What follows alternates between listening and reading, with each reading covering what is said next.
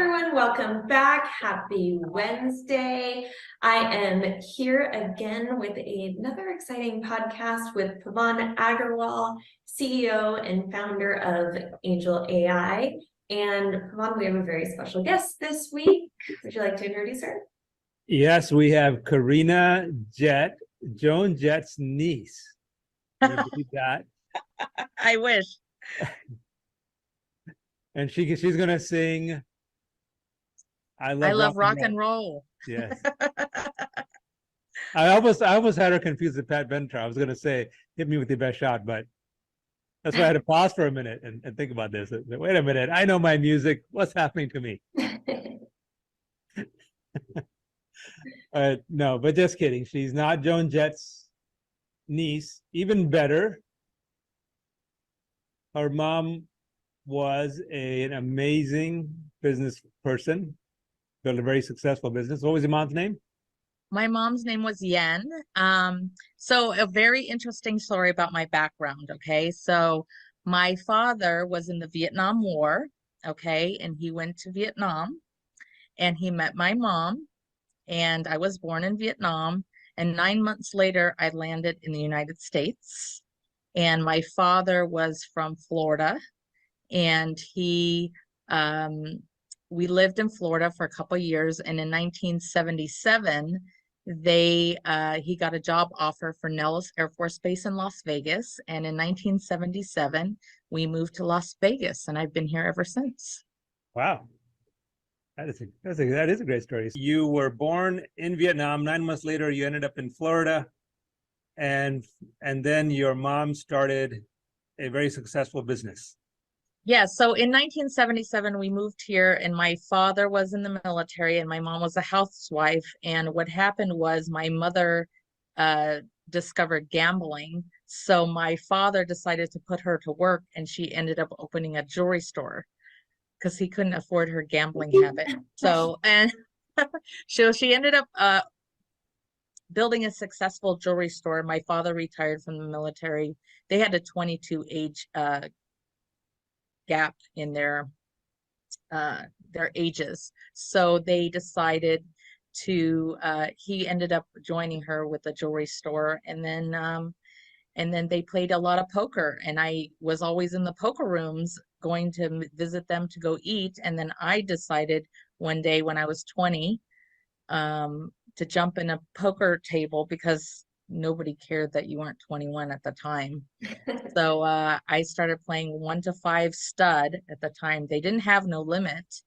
And I played 1 to 5 stud, and I was hooked ever since. So I played poker for many years, and I played with my parents. I used to I thought it was really funny because I used to eat at the dinner table, and I would listen to my parents' bad beat stories at the dinner table. And I thought to myself, oh my God, you guys have no life.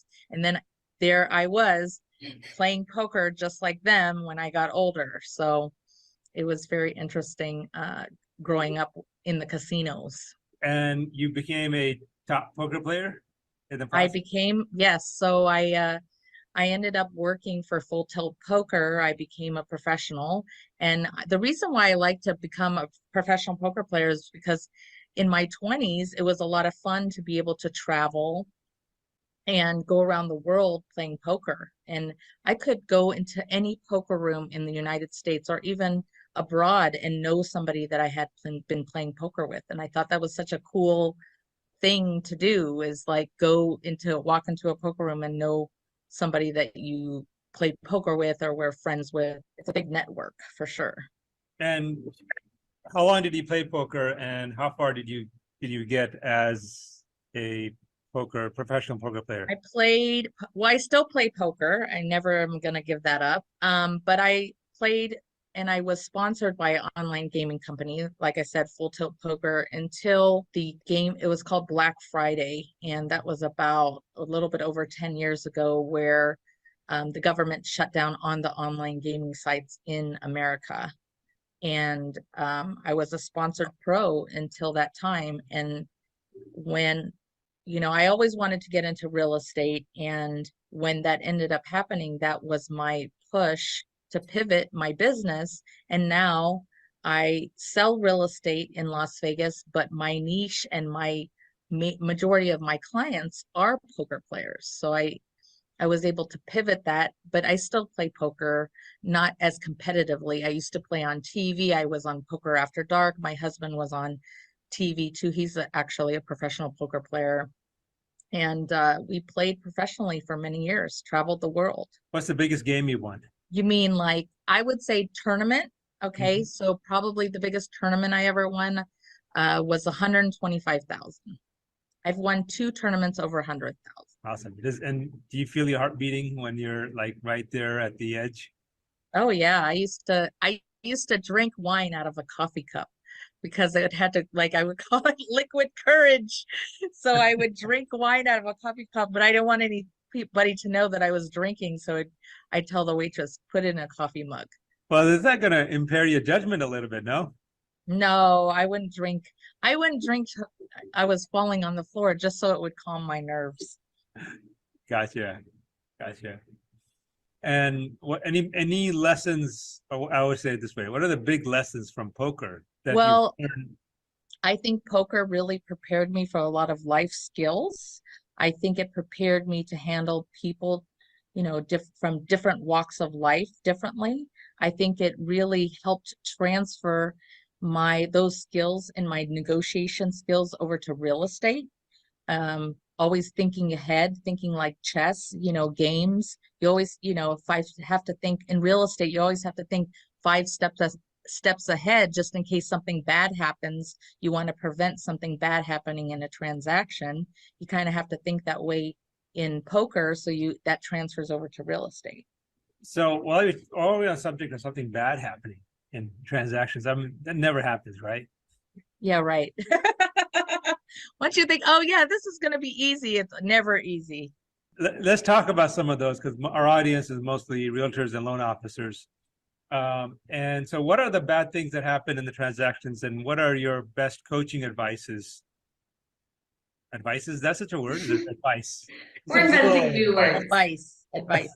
Well, I would say, a lot of people, it's like real estate is like kind of like dating, right? When you're like dealing with another agent, right? And they're putting their best foot forward and you're meeting their representative. You're not really meeting the real person until something bad happens, or like the negotiations start happening with the repairs or something like that. And all of a sudden the clause come out. And sometimes I think agents, instead of like really realizing what's best for the transaction, they just want to win instead of, what's best for your client or what's best for the deal. So a lot of things you have to maneuver your tactics or even your negotiation skills to try to get the deal done. I think that's a really good point. It's not, winning is about winning for your client, not winning every point. Right. Yeah. I mean, I always tell people all the time, like, I don't need to sell your house to live next month. Right. So I say, I always want the best interest of my client. It's not really the best interest of me. I mean, sometimes I would get down because I wanted to win, but at the end of the day, is it in my client's best interest? No, I got to do what's best for my client and what's best for them. Gotcha. So real quick, top 3 things that can derail what starts off as a really good transaction that you think is going to go smoothly, and then it ends up blowing up or ends up becoming I just think, like communication with the other agent, like sometimes I feel like, people don't have the best interest in the transaction instead of just winning and just like trying to communicate well with the other agent. Sometimes things can get sideways, but know that at the end of the day, we all have the same goal. And a lot of people don't see that they oversee like just their ego or just trying to win instead of like, here, we all have the same goal here. Let's try to meet and make everybody happy and try to make it a win-win situation. What are the other things that happen that derail a transaction? Let's see, what are other things that derail transactions? I'm trying to think. I think when people are unrealistic in what they're asking for the other side, the other party, I think that, it's so funny how in the last 5 years, the trend has been, when it was a buyer's market, all these buyers are asking for repairs, and the sellers were, now they're like, now because it is a buyer's market, the sellers are more apt to please the buyer. But before, when it was during COVID, if you asked a seller to do a repair, it was like, oh, forget it, you're not getting it. It was like how the tides have turned very, very quickly with the way the market has shifted. Well, that's interesting. Are you saying that Vegas is now a buyer's market? I would say that well, we were very spoiled during COVID. I would say, at one point I had one home that was put on the market and I had 36 offers on it. Okay. Which was like, I felt like bad for the tree that I had to bring all these offers to my client. But the thing is, I really feel like it's shifted in the way that if the inventory is still low here, but people, if you have a nice home, it's going to sell. If you don't have the pride in ownership and you just put a home together, it's going to take more time on the market. So what's the days on market right now for a nice home? I would say 30 to 60, depend on the price range, but yeah, it's good. It's a lot more days on market here than what we're used to. Before it would be a week. And it really shifted very fast in the last year. I think 30 to 60 is more of a normal market. Correct. Yes, it is a more normal. We're back to a more normal market for sure. But in Vegas, and I don't know about your market, but we do have still low inventory because people are not willing to, change. They have a 3% interest rate. They're not looking at a 7% interest rate to move up. It's just, gotcha. It's just unfortunate. Unless they have to move, they're moving, or they're paying cash. Gotcha.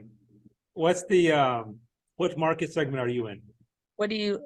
I didn't in know. other words, you said depending on the market, depending on the price point, it's moving at different rates. So which market price point is most of your business in? I would say between $500,000 and $1 million is my majority of the market. And your clientele is? I would say 70% are poker players. Poker players, people I know from playing poker, or their past, a lot of past clients or referrals, mostly. Gotcha. So as a professional poker player buying $1 million house, you're doing pretty good. Yeah. A lot of poker players have done really well with winning a big chunk of money and investing it into real estate and diversifying their portfolio. But I'm sure the losses are just as big, right? When you're in that business. Very important. Money management is very important in the business. So, a lot of the people that that I have sold to, they've done really well in the market. I have been very fortunate that I haven't had a lot of people sell because they need to sell for the money to play poker. They've just moved up and they've diversified themselves and just bought a lot of investment properties, because when they win these big chunks of money, they have enough money to put down to buy another property. In your career as a poker player, did you suffer any big losses? I wouldn't say all at one time. The World Series of Poker is every year. That's a very expensive tournament. I mean, if you end up playing like all the tournaments, it could run over $200,000. So, I mean, you're spending, anywhere from 30 to 50,000 in that tournament series. That's a lot of money to me anyway. And if you don't cash, it's very expensive. So about the last, 15 years you've been in real estate? When was Black Friday again? I've been in real estate for now 12 years. I just got into it right at pretty much at the start of the bottom. Yes, that would have been like 2010, 2011 when you started. 2011, yes. 2011. Yes, that was kind of the bottom of the real estate. So, I hear this story a lot. A lot of successful agents today are people who started at the bottom. Yes. So we look like fabulous to all of our clients because all of our clients have made money. That's right. Yeah, that's true. That's number one. And number two is there's something about the agents that start at the bottom. They've seen the worst time, and you're starting off, and property isn't moving and so forth, and they're like they could start off in that market, then they can do anything. Yeah, I mean, when I first started, the average price home in Las Vegas was 200,000. Now it's 450,000. So it's a big difference for sure. And when you made the decision to go into real estate, first of all, how did you make the decision to go to real estate from poker? And second, what was that transition like, and how long did it take you to get rolling? The reason why I always wanted to get into real estate, and I actually was an investor. I would buy investment properties and either flip them or rent them out. And what I realized when I was using agents is that I knew more about Las Vegas than they did because I lived here for so long. And I had more knowledge about the market than they did. So I thought to myself, this would be a great thing for me to get into because I had something to offer to my clients. I had the knowledge of the city. I had the knowledge of the market. I had the knowledge of being an investor myself and how to make them money. Okay. And then when you got started into real estate after you got your license, how long did it take you to get business rolling? I would say, okay, so like the first year, I probably made about 12,000. And then the second year, I made about 30,000. And then the third year, I made about 80,000. And then my fourth year, I made over 100, and I never looked back after that. I always made over 100 for the rest. So the first year when you made 12,000, did you feel like giving up? No, because I knew I had potential. And I was doing it kind of part-time because I was still like playing poker, but I could see my potential. I could see, if I could do it all again, I would join a team because I think that could have streamlined my learning curve faster. Being around other agents and getting the experience, all the experience that I have learned, it took me a long time to learn over time, making mistakes, doing the wrong thing, doing the right thing, which I could have done, I think, on a team that would have helped me, just with the camaraderie and learning from other agents much faster. I think that's a really good point, and that's one of the reasons we do these podcasts, is to get that information out there for so many agents. I mean, especially, post-COVID, people just don't come to the office much. They don't hang around, for lack of a better term, with the other agents. And even if they're in a team, they don't hang around enough. And information learning is lost as a result. Yeah, So, I mean, I learned really early.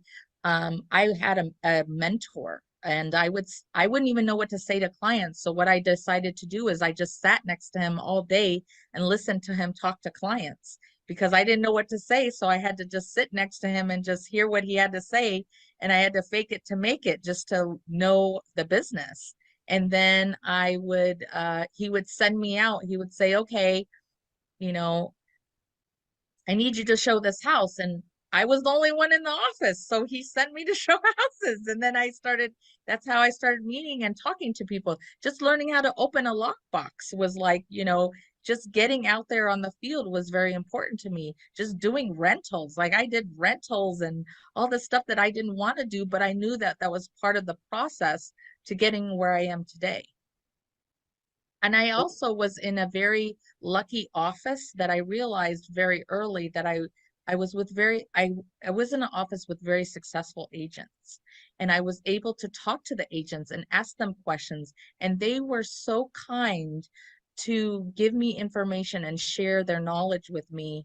And I thought, oh, they're not, it's not like a competition thing, but for them, they were already successful.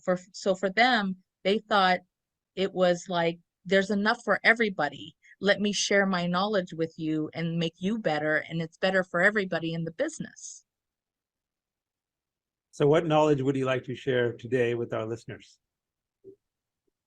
What knowledge? I'm putting you on the spot. I would just say, if you're a brand new agent, ask a lot of questions. I used to call there's so many scenarios and ways that you can do things. Just like playing poker, it's very similar. There's no two ways, there's not one way to play the hand, right? You can play the hand so many different ways and get to the same conclusion. It's the same way in real estate. You can play the hand many different ways and get to the same conclusion. It's just about how you go about it. And I would ask, if you have problems or concerns about your transaction, I would get some feedback from other agents and ask them how would they handle it, because sometimes your way of handling it might not be the best, and their way of handling is a great idea, and it just makes the situation a lot more easier. I mean, I have, today I was supposed to close on a house today, and do you know why we're not closing? Because Fidelity Title got ransomware. Are you familiar with this last week? So now we can't close. Oh, because wow. the title company cannot get into their files, right? What do you do? That's scary. It's scary, right? So now what I decided to do is I'm going to print out my whole file. And now after this podcast, I'm going to print out my whole file, hand deliver it to the title girl and say, here's my file, since you can't even get in your emails, and hopefully they can manually process it so we can get it closed tomorrow. You just have to, pivot and say, what else can I do? These are the things that, we're so dependent on electronics and emails and internet that, when something like this happens in our industry, which I feel like it might continue to happen in our industry, what are you going to do? Do you have those systems in place where if something like this happens, how do you pivot? Yeah, that's the constant battle between the hackers and the security guys. Yeah, but it affects me, so I got to do something about it, right? Yeah, yep, absolutely. Absolutely. Yeah, I mean, think it's affecting like 20,000 Fidelity employees today. Yeah, that's like when you get dealt a bad hand in poker, you still got to play it. Yep, you still got to play it. Right? You don't know what the next card is going to be. So, and here today you got dealt a bad card. Yep. And how do you manage your customers' expectations given this situation? Well, I think communication is very important. I called my client right away and I explained to him the problem. I actually got my title girl on the phone and said, hey, this is the situation we have. We're going to do the best we can, but there are no promises. We had to, do extensions, and hopefully we'll try to close tomorrow. If not, we're prepared to close the next day. So all we can do is move forward, and hopefully, I'm doing my part, their title company's doing their part, the buyer's doing their part, and hopefully it comes all together. Yeah, I think that's a lesson there, especially for the loan officer listening, is deliver the bad news first and fast.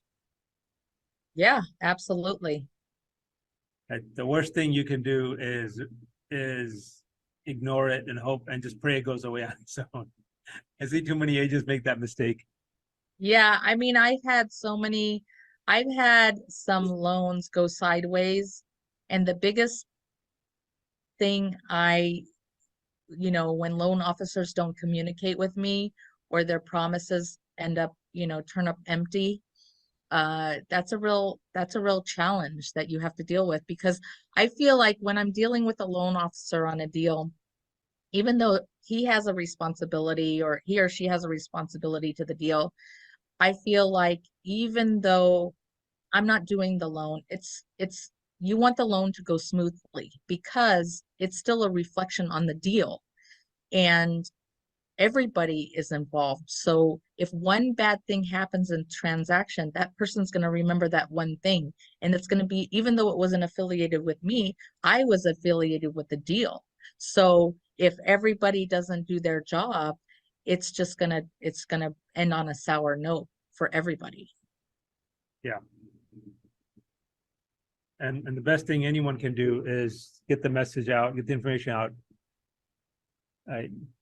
as soon as possible. As soon as possible. Don't, I think being in the dark is more scary than the monster that's actually in front of you. Yeah, I mean, if my lender, if I can't get a hold of him and there's a problem, I will not work with that lender anymore, because that's a reflection on my business and my client. And my client leans on me for good advice. And if we're dealing with somebody that's not doing their job, it's a reflection on me in the transaction. Okay, well, that's a great segue into AngelAi. All right, great.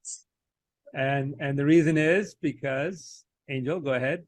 Human Nothing angel. is beyond reach. Nothing, nothing is beyond reach. Yes, that is because AngelAi is 24/7. And so there's never a situation where you're not able to get a hold of AngelAi and get the answer. So, Karina, are you using any AI in your business today? I'll be honest with you. I was very skeptical of AI in the beginning because I watched Terminator many years ago, and I thought to myself, oh my God, this is going to change the world and Terminator is going to come shoot us now. So I was very uneducated, I would say, on the process. But now I've learned some, AI, just what AI is doing for people, how it's preparing, it's like the next, I want to say for me, it was like Google getting, exploded, right? The AI, Google has exploded, and that's what AI is to me, right? Another extension of Google. The other day I went to Carl's Jr., okay? And the lady, you're used to the prompt, like, oh, hi, what would you like to order today, right? And then you say the order, and then a human person would come on the phone, come on the line and finish your order. But that's not what happened here. Carl's Jr., the AI came on, I put in the order, and then the AI responded back. So now it's taken to the next level. Now it's like no human is responding anymore. The AI is completely responding. Did you even know that existed yet? I actually never go to Carl's Jr. So, that's probably a good thing. I try to stay away from fast food. But I'm waiting. I'm standing there waiting, like I'm waiting for the human to come on, and they never came on, and they totally responded the whole conversation. So I was like, okay, this is the next step here. That is the next step, and that's exactly what we're doing at AngelAi. So I'm sure, because I went to a Tom Ferry last week, I believe. Was it last week or 2 weeks ago? And he put an AI person on the phone for lead generation. And he said that, most of these people like to talk on the phone for that are over 50 years old, okay, that want to talk, and they'll have full-on conversations totally with AI. And that's how they're going to start generating leads soon. Yes, except the problem with that, I was actually with Tom Ferry at another conference in New Jersey, or actually with New York a couple of weeks ago, and I saw that presentation. The challenge with it is the current laws don't allow an AI to do a outbound phone call. Oh, really? Is that state by state? It's federal, and okay. Then there are state laws on top of that which are even more strict. Like Florida it's a really tough state, and New York actually has very tough laws on this as well. So how are they going to get around that? I don't know. That's the $1 million question, right? It would have to start with a human and then transfer to an AI, but it cannot start with an AI. Interesting. But then what's the point? Interesting. Right. What is the point, right? Yeah. You might as well just have a human. Yes, exactly. Hmm. Right. But so that's why our approach is a little different, is getting, we're like, look, especially millennials and post millennials, they'd rather chat than even talk. They're That far is more true. efficient. I'm way too old. They're far more efficient than me. Right. They're like, okay, wait, I'll save more energy if I just chat, and I can do it in the background. And if I'm talking, I have to concentrate my brain on this one thing. Right. Okay. So the AngelAi is focused around chat conversations. And so once you connect to it, then you can continue on with it. It's far more user friendly that way, and then you don't have any of those other problems. And I think the average age of the home buyers today is something like 34 or 30, something like that. So that's all millennials and post millennials. So I really believe the future of all interfaces, human interfaces, is going to be chat. So if you go to McDonald's right now, you can't even order from a person. You have to order from a kiosk, right? And I said to the manager, how is somebody that's 60 going to order? And she said, it's not my fault. This is coming from corporate. It's now the people that work at McDonald's don't want to speak to the customers. Yeah. Yeah. So it's interesting. I think it doesn't matter whether you're 60 or you're 6. Right? The ability to learn is the same. So, once it's around you, once it's ubiquitous, that it's everywhere, you'll end up using it. I think that's the trend, right? So AI, I wasn't familiar with it before, but now I'm learning what it's about but I'm educated myself on it. Okay. But somebody that's older might have some more challenges with that. I think the kids that are, my daughter's age, who's 20, they embrace that kind of stuff because the technology is so easy to become so easy for them. Yeah. I mean, if I need help with something, I can go to my 10-year-old and he'll show me in 2 seconds. Well, it'll take me maybe 30 minutes to find out on my own. It's just a matter of acceptance, right? It's just that you'd rather not do it, and your 10-year-old would rather in fact do it, and that's the difference. It's about mindset, and it's like when you start real estate. It's like when you start a real estate, you had the mindset where you believe, or you didn't just believe, you knew you would succeed at it. So it didn't bother you that you only made 12,000 the first year. And you just knew it was going to happen. Okay. So it's the same thing. I think a lot of people feel the same way about technology. There are a lot of people who are like, they just tell themselves, I know I'll never learn this. Okay. Or they'll tell themselves, this is just too hard. Okay. And then, the kids, the 10-year-olds, they're like, they don't know anything's impossible. Everything's possible for them. Right. So they don't care. Right. They don't even bother with the question, can I do it or can I not do it? They just do it. Well, I mean, I just remember the process of trying to look something up. I had to go to the library and get out a book, read through the book to find the answer, right? Now my son will say, how do I get this? Let me Google it. And it comes up in 5 seconds. That's just how his brain works. Exactly. That's how he's trained. Libraries are obsolete now. I know. But they still have libraries in school. They still have libraries. There's still something about, I think libraries are now more of a meeting and community area as opposed to for the books. I think it's like a process because they still want them to learn how to look something up. It's just like my daughter, right? I could have bought her the newest, greatest car to learn how to drive, so she would have all these sensors around the car, but I didn't want her to learn how to drive with all those cheat those mechanisms. I wanted her to learn on an older car so she would know how to look back and look to the side and know her surrounding. I didn't want her to cheat and just be basically dependent on these amazing technology things that they have with a car. Well, my question is, why is she even driving? Just Uber everywhere. It's too far to Uber in Vegas. That's literally where the world is headed to, right? It's the things that we used to think about doing ourselves now are being switched to some tech. You're pressing a button and getting delivered to you. I mean, even Amazon is now, I think they're delivering packages in under 2 hours now using drone delivery. Yeah, I haven't seen that yet. I don't know if they've done drones in Las Vegas yet.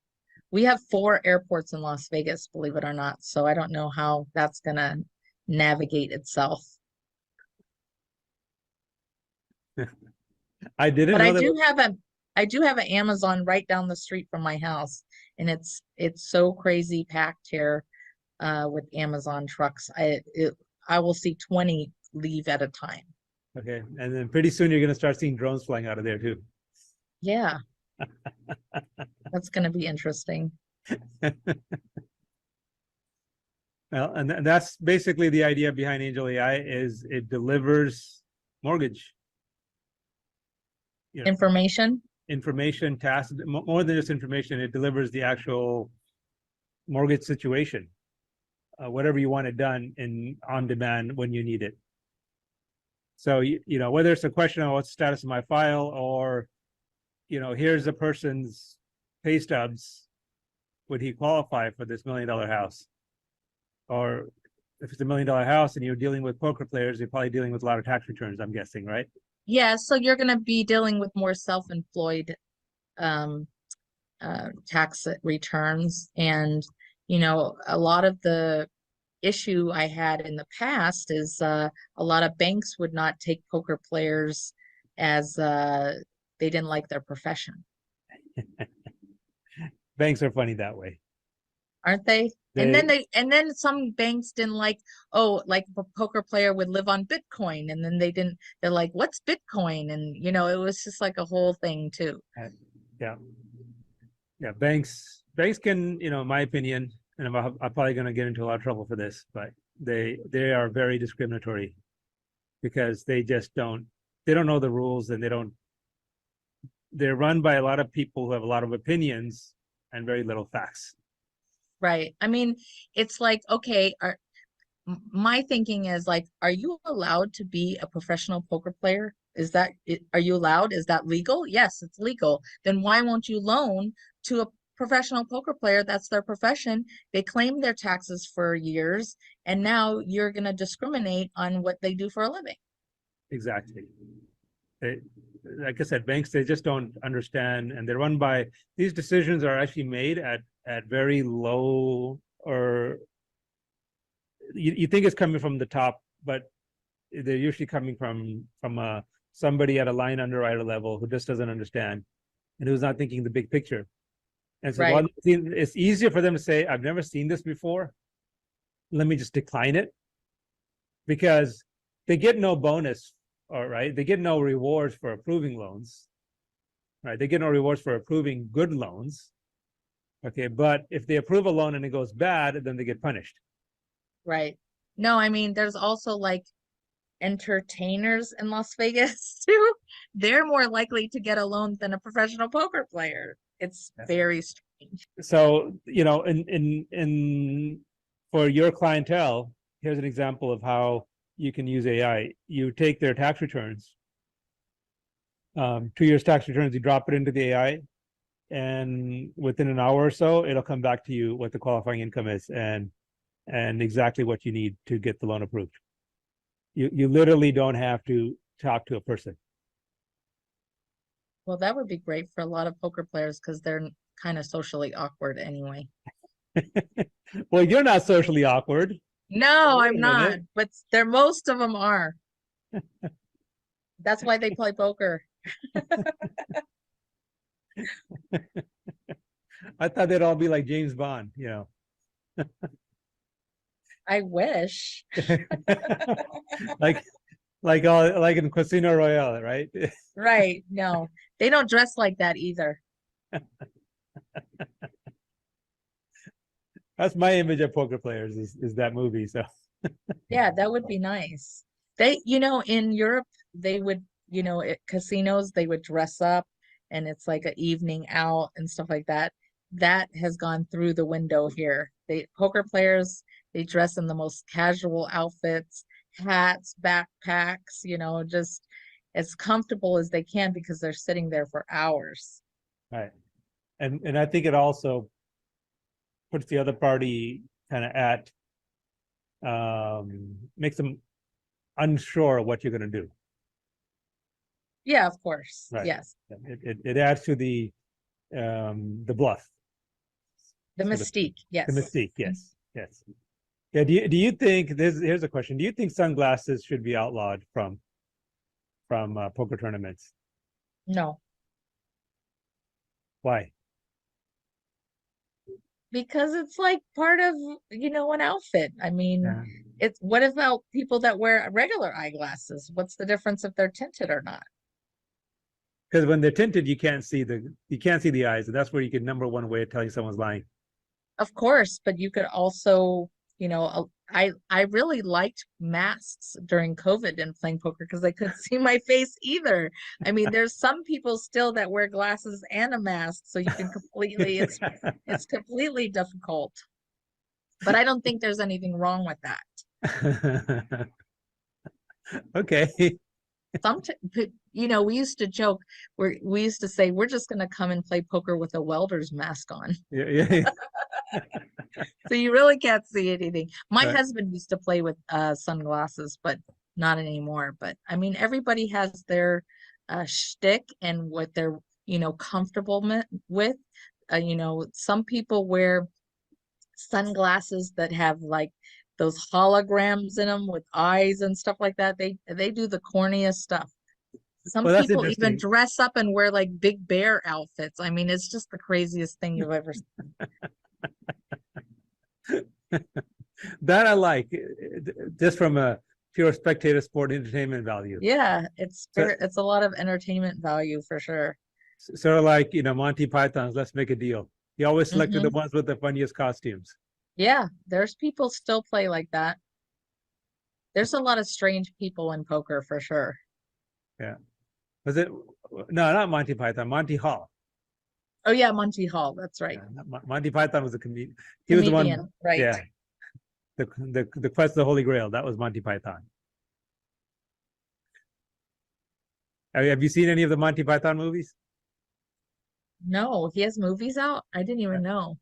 No, I not thought he was Monty just a Hall. I'm not talking comedian. about Monty Hall. I'm talking about Monty Python. No, I haven't. All right, then I won't make any Holy Grail references. I know the audience is dying and begging me to make a Holy Grail reference, but I will abstain from that. Okay. You guys can just put them in the chat. Yeah.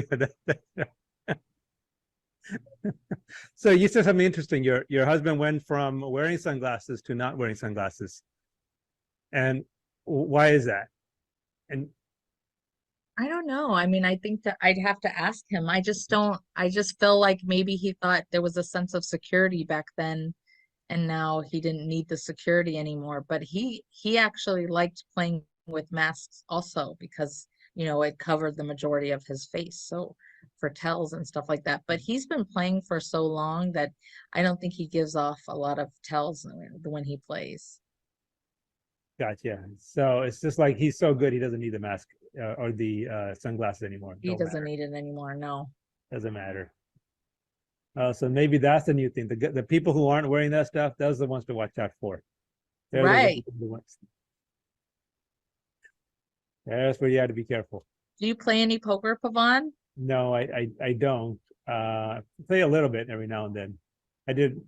I had some fun last year with Raul, who runs Puerto Rico. We played a big hand, but I got lucky and I won a bunch from him. He was Oh, very good. sad. I would like to invite you. Every year I have a poker charity event that I host in Las Vegas, and you're invited to the next one. It's in July, and it's we do an autism charity event. So last year, our charity was UNLV, and what they do is they help kids and college that have autism go through college at UNLV. So we support their charity, and we actually are giving them a check, I think this year, of like 25,000. So we honor a different charity every year. Oh, nice. Nice. So one of the charities that we support is TACA. Oh, okay. Yep. I'm familiar. Yeah. And I forget what it stands for, but it's an autism charity. Is that related to Ataka, or is it a separate charity? It's not related to TACA. We do, we choose a different charity local to Las Vegas every year. And my partner, he's from Ohio. He's in the furniture business, the mattress business. So we have a lot of sponsors like Sealy, big major sponsors, Ashley Furniture, and he donates to his local charities in Ohio, and then we pick one from Las Vegas. So it's about 5 charities. If you look up Anti for Autism, that will show you all we've done for the last over 10 years. We've basically raised over $1 million and given away over $1 million to these charities, and all from the poker tournament. That's great. I know anti-autism. I know that because we were involved a year ago. I think we were sponsored through TACA. I think TACA's involved in it, so we were involved in it through TACA. So send me the information. My Anthony Toro, who's my partner, helps run the firm. He's a big poker player. Oh, then he'll like to come. I think he will have fun, right? So, and Yeah. he's also, and he was the one who got us involved with autism as well. That was his charity. Where is the event, your TACA event? Because I know they have a big one in LA every year. I think it was in LA. That was like it wasn't this, the one we went to wasn't this year, the year before. Okay. Yeah.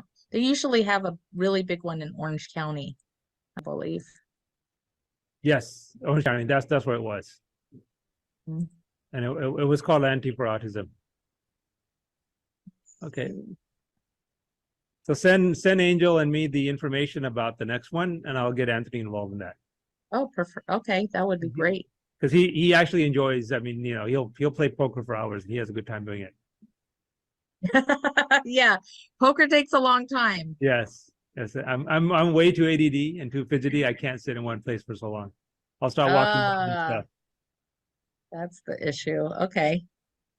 Are you going to come to the next retreat Sam has, the Mindset Summit? Yeah, that's in January or early February. I forget when it is, the next one. Okay. Right. Go to mindsetsummit.com and you'll see all of those upcoming events. Yeah, that was a great summit that you came to. You went to the one in the Wynn, the last one? At the Wynn, yes. Did you go to San Antonio or Austin or Dallas? No, I have not had the opportunity to do that, but Okay. I'd love to. Gotcha. Okay. So I think we're just about out of time. The last thing, what I recommend you do, Karina, is set up a workshop. Attend one of the AngelAi workshops so that you can see how easy it is to drop your client's information in and get the full thing analyzed. Okay. I would love that. All right. So very easy to do. You can either just go to angelai.com, click register for a workshop. It's the very top button, or just send a text message to 332 AngelAi and text what day and time, and you'll get a workshop set up. Yes, and I'm going to tell you guys what 332 AngelAi translates to. Hold on a second here. Let me get my phone up. 332-264. I know how to spell. So 264-3524. So 332-264-3524. Send a text message there. Put your name, your email address. That in your case, Karina, you're a realtor. But if you're a loan officer, put down loan officer. If you run a hair salon, say you run a hair salon, whatever it is. Okay, and the day, like you could say next Monday or whatever, and the hour that you're available. It's a 1 hour workshop, starts at the top of every hour, and they will slot you in. It's usually one-on-one. Almost all of them are one-on-one. We have a lot of trainers, and you'll get a Zoom invite to attend that workshop, and you'll get a live in-person workshop with a real human being, not an AI, but a real human being on the other side, walking you through and answering your questions, and it's customized to you. So you get to direct the workshop. Right? They'll spend 5-10 minutes on intro, going over the basics, and they can go through the normal process, or you can say, hey, show me this next, or show me that next, and they'll go whatever way you want. You learn at your own pace.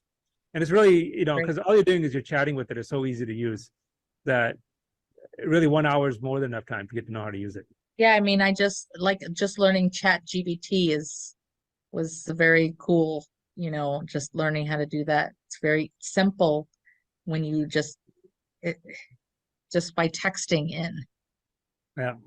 So, and the last thing, I'm going to give you some homework, Karina. Yes. Is you're going to go to angelai.com, and you're going to chat with her, and you're going to take a recent borrower that you've been working with and drop that customer's tax returns in and watch it come back. Oh, that's cool. I can't wait. I'll do a poker players and see what happens. Exactly. Do a poker players, right? And to drop it in, if you already have a scan, you can do it from your desktop. You could just upload the PDF. If you don't, you can just use the camera on your cell phone and just take pictures of it. Great. I'm looking forward to it. Yeah. And we could have some fun. Let me know how it goes, and you can get back to me. I'd love to hear what your experience was. Okay. Thank you, Pavan. Thank you so much, Angel. Right. Thank you. Thanks everybody. Everyone. Cheers. Bye. Bye-bye.